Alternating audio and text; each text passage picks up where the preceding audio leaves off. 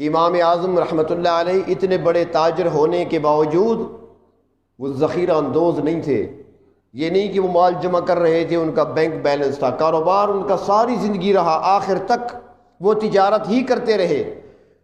اور جو منافع آتا تھا ایک حصہ علماء کے لیے مخصوص ہوتا تھا، تاکہ علماء محنت مشقت سے دور رہیں، ان کا خرچہ چلتا رہے اور دین کا کام میں لگے رہیں. بس ہمارے ہاں بھی ہوتا ہے نا، خدمت تو ہم بھی خوب کرتے ہیں نا، 5,000 تنخواہ دے دی، 6,000 دے دی، پھر سارے کام اس سے کرائے. ایک مسجد کے امام صاحب سے متولی ناراض ہو گئے اور پھر مجھے کہنے لگے کہ ہمارے امام سے ویسے ویسے. میں نے کہا مسئلہ کیا ہے؟ اس نے کہا بس صبح آتے ہیں نماز کے لیے، صفیں نہیں بچھی ہوتی. کہا اچھا تو صفیں بچھانا امام کا کام ہے، شرم نہیں آتی تمہیں یہ بات کرتے ہوئے؟ اگر امام کو اپنے سے افضل نہیں سمجھو گے پیچھے نماز نہیں ہوتی. امام کو اپنے سے افضل سمجھنا ہوگا، اپنے آپ کو اس سے کم سمجھنا ہوگا، اور یہ تصور کرنا ہوگا اگر میں اس سے افضل ہوتا تو میں مصلی پہ ہوتا. اس وقت جہاں پہ کھڑا ہے وہ صرف کپڑے کا مصلی نہیں ہے، وہ جائے نماز نہیں ہے، وہ بازار کی 50-100 روپے والے کپڑے کی جائے نماز اور مصلی نہیں ہے، اللہ کے نبی کی وراثت پہ کھڑا ہے، اس وقت وارث بن کے کھڑا ہے. اگر آپ کے اندر لیاقت ہوتی تو آپ کھڑے ہوتے. جب اس کے پیچھے کھڑے ہیں اور کہہ بھی رہے ہیں نیت میں کہ پیچھے حاضر امام کے، تو نہ کہو نا، پھر کیوں کہتے ہو؟ بڑا تو مان لیا اسے. تو ادب و احترام لازمی ہے، اگر ادب و احترام نہیں ہوگا تو نماز نہیں ہوگی. کیسی ہوگی نماز آپ کی؟ ایک مسجد کے متولی میرے پاس آئے، میں اس لیے ڈٹ کے بات کرتا ہوں نا کہ میں تنخواہ دار امام نہیں ہوں کہیں پر، جو ہوتے ہیں وہ ڈرتے ہیں نا جی. تو نماز تو بڑی ذمہ داری ہے، میری کوشش ہوتی ہے کوئی اور پڑھائے، بہت بڑی ذمہ داری ہے، سب کی ذمہ داری اپنے سر پہ لینا معمولی بات نہیں ہے. ہم کمزور لوگ ہیں، ڈرتے ہیں. اور یہ اللہ کی بارگاہ میں نمائندہ ہوتا ہے جو کھڑا ہوتا ہے، ترجمان ہوتا ہے اللہ کی بارگاہ میں.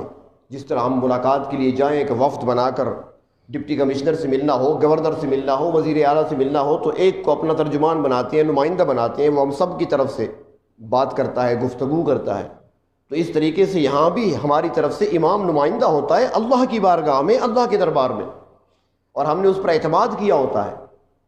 تو متولی میرے پاس آئے، وہ کہنے لگے کہ قاضی صاحب یہ امام کے لیے تنخواہ لینا جائز ہے؟ میں نے کہا نہیں ہے جائز. اس نے کہا پیسے لے کر نمازیں پڑھانا جائز نہیں ہے نا؟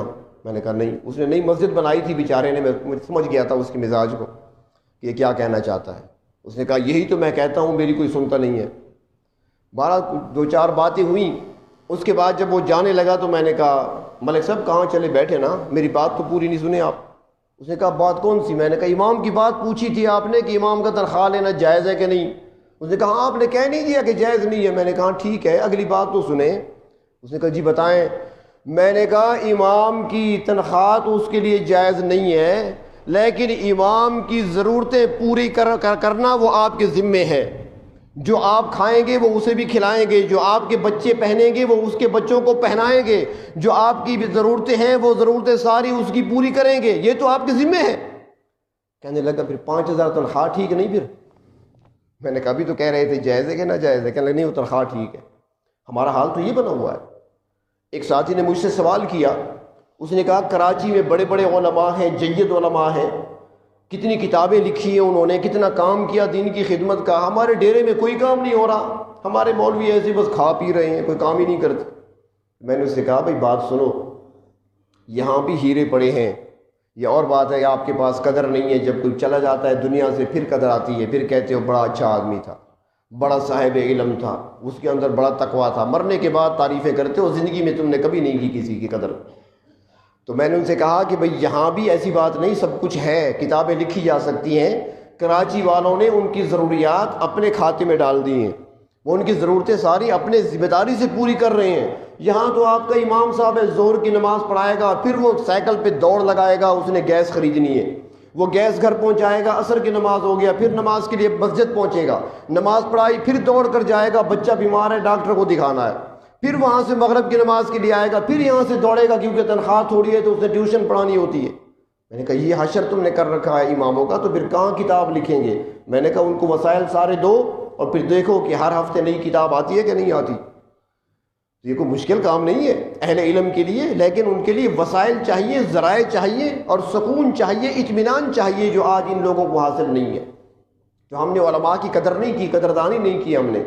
تو امام اعظم ابو حنیفہ رحمۃ اللہ علیہ وہ اپنی تجارت اور اپنے نفع کا ایک حصہ علماء پہ خرچ کیا کرتے تھے تاکہ یہ دین کی خدمت میں لگے رہیں، دنیا کی طرف سے بھی فکر ہو کر کام کریں، اور کچھ حصہ غریبوں فقیروں پر خرچ کیا کرتے تھے، اس لیے ان کا کوئی بینک بیلنس نہیں تھا، انہوں نے کوئی جائیداد نہیں بنائی، نہ لمبی چوڑی جائیدادیں اپنے پیچھے چھوڑی ہیں، اتنے کاروبار اور اتنی بڑی تجارت کے باوجود۔